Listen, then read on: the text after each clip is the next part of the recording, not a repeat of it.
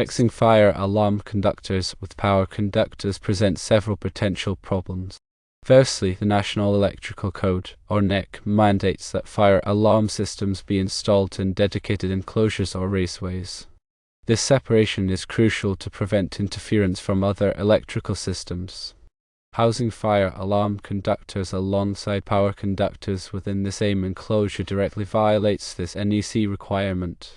Secondly, the NEC stipulates that fire alarm circuits must be protected against short circuits and overloads. Combining them with power circuits introduces a significant safety hazard. If a fault were to occur within the power conductors, it could potentially damage or disable the fire alarm system. This compromise could severely impact the system's ability to effectively detect and alert occupants to the presence of a fire. Thirdly, power conductors are known to generate electromagnetic interference, or EMI. This interference can disrupt the functionality of sensitive fire alarm devices, such as smoke detectors and heat sensors.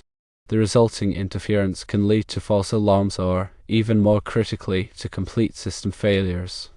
Fourthly, the enclosure itself should be clearly and conspicuously labeled as a fire alarm enclosure.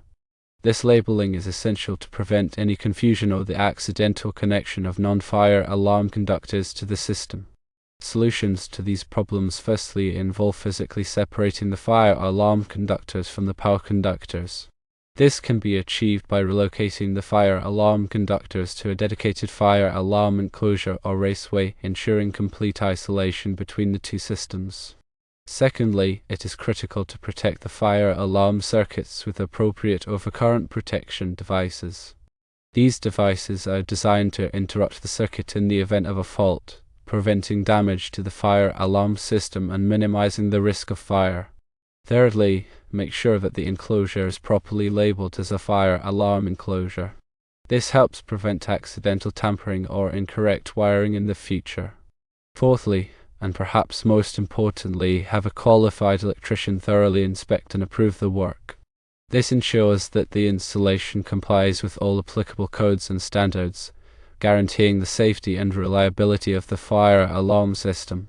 Remember that working with electrical systems, especially life safety systems like fire alarms, requires a thorough understanding of electrical codes and safety practices. Always consult with a qualified electrician to ensure that the work is performed correctly and safely.